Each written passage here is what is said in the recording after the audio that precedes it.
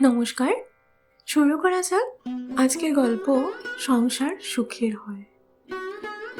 অনেক কষ্টে ডাউন পেমেন্টের টাকা জোগাড় করে আর বড় অঙ্কের একটা লোন দিয়ে মোটামুটি পশ কমপ্লেক্সে 5 বিএইচকে ফ্ল্যাটটা কিনেই ফেললো দেবদীপ ও অর্পিতা।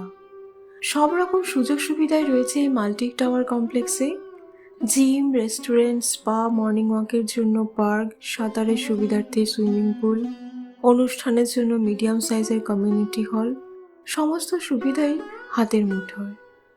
দেখে অর্পিতার মনে হয়েছিল ফ্ল্যাট যদি কিনতেই হয় তবে এখানে। দামটা একটু বেশি পড়লেও সমস্ত সুযোগ সুবিধা খুঁটিয়ে দেখে দেবদীপ ও অর্পিতার পছন্দে সায় দিয়েছিল। যদিও দুই বাড়ির বাবা মাই চেয়েছিলেন খানিক অর্থ সাহায্য করতে, কিন্তু তারা একদমই রাজি হয়নি।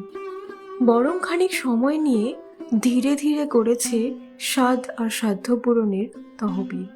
শেষ পর্যন্ত মিলেছে স্বপ্নের আস্থানায় প্রবেশের ছাড়পত্র। দেবদীপের মার কিন্তু সমস্ত ঘটনাটা একেবারেই পছন্দ হয়নি। কমপ্লেক্সটা দারুণ, সন্দেহ নেই, কিন্তু ফ্ল্যাটটা 3 বিএইচকে হলেই দিব্যি চলে যেত। একটা তাদের বুড়ো বুড়ির রুম, একটা ছেলে বউয়ের, আর একটা ভবিষ্যতে জন্মানো উত্তর প্রজন্মের।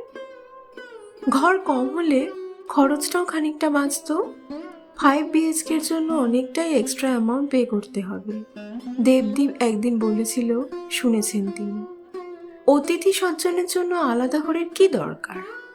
তেমন কোনো অতিথি এলে লাগোয়া ড্রয়িং রুমে না হয় ঢালাও বিছানা করে দেওয়া যেত। আজকালকার সব অত্যাধুনিক দামি ফ্ল্যাটেই তো সুসজ্জিত অতিকায় ড্রয়িং ডাইনিং থাকে, আর সোফাগুলোর চেহারাও যা ঠাউস, ওতেই দিব্যি শুয়ে গড়িয়ে নেওয়া যায়। তাছাড়া আজকাল অতিথি বা আসে কজন? আসলেও কয়েক ঘন্টার মেহমান। রাত্রে ছড়িয়ে ছিটিয়ে থাকার মতো লোক কি আর পাওয়া যায়? আজকাল কেউই টুম করে বাক্স বিছানা গুছিয়ে ছুটি কাটাতে এসে পড়ে না, আর ভুল করে এসে পড়লেও সবাই বিরক্তই হয়, খুশি মনে আদর আপ্যায়ন করে না। আসলে সবাই ব্যস্ত নিজের দুনিয়ায়, নিজের মতো করে ভালো থাকতে। অসন্তোষ চেপে রাখা অরুন্ধতির ধাতে নেই। বরাবরই তাদের গোটা পরিবার রাতে একসঙ্গে খেতে বসে। অরুন্ধতী ঠিক করে রেখেছিলেন খেতে বসেই কথাটা তুলবেন।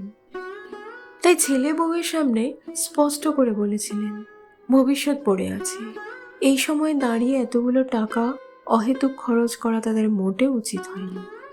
সঙ্গে এও বলেছিলেন, টাকা খোলামকুচি নয় যে পকেটে থাকলেই ওড়াতে হবে।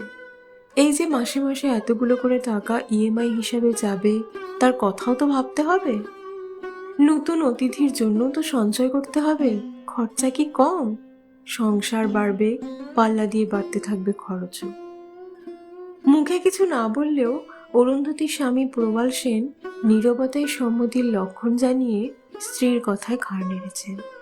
তারও মনে হয় মাস পড়লে এতগুলো টাকা বড় সহজ ব্যাপার নয়। আজকের প্রজন্ম যেন বড্ডই বেশি বেহিসাবি। মায়ের অভিযোগ শুনে দেবদীপ আর চোখে অর্পিতার দিকে তাকাতেই হাসি মুখে সে বলে উঠল, আর একটা ঘর তো সবসময়ের জন্যই লাগতো মা, সেজন্যই আমাদের নতুন ফ্ল্যাটে আরো 2টো রুম বেশি করে নিলাম। বলা তো যায় না নতুন ফ্ল্যাটের গৃহসজ্জা দেখতে কে কখন এসে পড়ে। আর বাজেট নিয়ে অত চিন্তা করবেন না, ফিউচার প্ল্যান আমরা ভেবে নিয়েছি। এমনকি অবসরের পরিকল্পনাও এখন থেকে শুরু করে দিয়েছি। কাউকে কোনো রকম অসুবিধায় পড়তে হবে না। আর একটা ঘর সবসময়ের জন্য লাগবে মানে? এই তো আমরা কজন। বৌমা, তুমি কি সুখবর জানতে পেরেছো? আলো জ্বলা মুখে বলে ওঠেন অরুন্ধতী।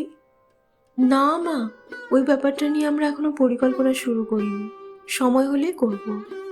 জানেনই তো এখন প্ল্যানিং ছাড়া কিছু করা কতখানি মুশকিল। তাহলে আমাদের সঙ্গে নতুন ফ্ল্যাটে কে থাকতে আসছে? কতদিনের জন্য থাকবে সে? কথা দেওয়ার আগে একবার আমাদের জানানোর প্রয়োজন বোধ করলে না তোমরা? কোথাকার কে এভাবে একসঙ্গে থাকা যায়? বেশ রেগেই বলে ওঠেন অরুন্ধতী। কোথাকার কে হতে যাবে কেন? আমার বাবা মার কথাটা বুঝি ভুলে গেলেন মা? বয়সটা তো ওদেরও বাড়ছে, কতদিন আর একা একা থাকবে? সোজা চোখে অর্পিতা তাকালো শাশুড়ির দিকে। কয়েক মুহূর্ত নীরবতা বিরাজ করলো খাবার টেবিলে। মুখে একরাশ বিরক্তি মাখিয়ে গম্ভীর গলায় প্রবাল সেন বলে উঠলেন, এসব কি শুনছি খোকা? এবার বুঝি তোমার শ্বশুর শাশুড়িও আমাদের সঙ্গে থাকতে আসবেন? কেন? আমি যতদূর জানি ওদেরও তো নিজস্ব ঘরবাড়ি আছে, সেসব ছেড়ে ছুড়ে মেয়ে জামাইয়ের বাড়িতে। সে তো বাবা আপনাদেরও আছে, সোজাসুজি বলে ওঠে অর্পিতা। কিন্তু বৃদ্ধ বয়সে একা একা সবকিছু সামলাতে পারবেন না বলেই না আপনারা আমাদের সঙ্গে থাকতে চাইছেন। আমার মা বাবাও তো বৃদ্ধ হয়েছেন, তা ওরাও বা কি করে অত বড় বাড়িতে একা একা সবকিছু সামলাবেন বলতে পারেন? সেজন্যই আমরা দুজন মিলিতভাবে সিদ্ধান্ত নিয়েছি, দুই বাড়ির বাবা মা আমাদের সঙ্গে একই বাড়িতে থাকবেন। এর ফলে আমরা দুজনেই চিন্তামুক্ত থাকব, দেখাশোনার জন্য বারবার এ বাড়ি ও বাড়ি ছুটতে হবে না। আর নতুন অতিথি এলে একই বাড়িতে ঠাকুরদা ঠাকুমা দাদু দিদার সাহচর্য আদর ভালোবাসা যত্ন পাবে। ভুল ঠিকের বিচারও শিখবে, ডিপ্রেশনের জায়গায় তৈরি হবে না। চমকে উঠলেন অরুন্ধতী। তিনি তো এমনভাবে কখনো ভাবতে পারেননি। মায়ের অসুখের সময় কাজের চাপে দু একদিন বাড়ি যেতে না পারলে পাগল পাগল লাগত, ভেতরে ভেতরে অস্থির হয়ে পড়তেন। তবু মাইনে করা আয়ের হাতেই সবকিছু ছেড়ে আসতে হয়েছিল। উপায় কি? প্রবাল যে তাকে চোখে হারায়। ছেলেও একদিন মাকে ছাড়া থাকতে পারে না, মা না থাকলে যে বড্ড অসুবিধে হয়। মায়ের প্রতি ভালোবাসা আর সাংসারিক দায়িত্বের মাঝে দায়িত্বকেই বেছে নিতে হয়েছিল পরিস্থিতির তাগিদে। তবু একবারের জন্য ভাবতে পারেননি অসুস্থ মাকে শ্বশুরবাড়িতে নিয়ে এসে চোখে চোখে রাখার কথা, নিজের হাতে খানিক সেবা যত্ন করার কথা, কিছুক্ষণ পাশে বসে কথা বলার কথা।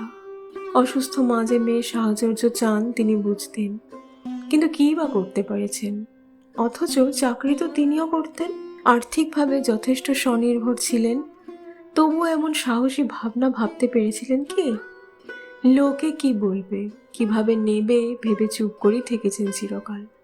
জানতেন মেয়ে আর মাইনে করা আয়ার সেবা এক হয় না, তাই হয়তো মাকে হারাতে হয়েছিল কিছুদিনের মধ্যেই।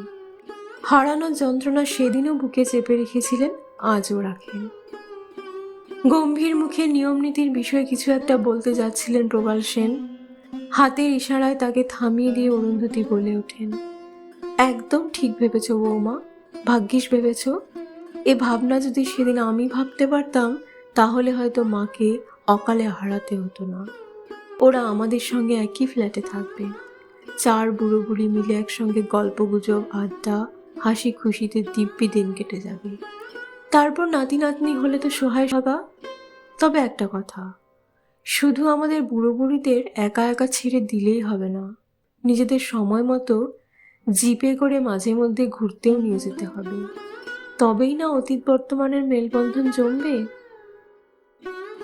এত সহজে সমস্যার সমাধান হয়ে যাবে ভাবেনি অর্পিতা দীপ্তি। অরুন্ধতির দিকে তাকিয়ে দুজনেই হাসি মুখে বলল, সে তো অবশ্যই। সপ্তাহের ছুটির দিনটা কাটবে নবীন প্রবীণের মেলবন্ধনে। গল্পটি এখানেই সমাপ্ত। যদি গল্পটি ভালো লেগে থাকে তাহলে লাইক, কমেন্ট এন্ড শেয়ার করবেন, আর চ্যানেলটি অবশ্যই সাবস্ক্রাইব করে রাখবেন। ধন্যবাদ।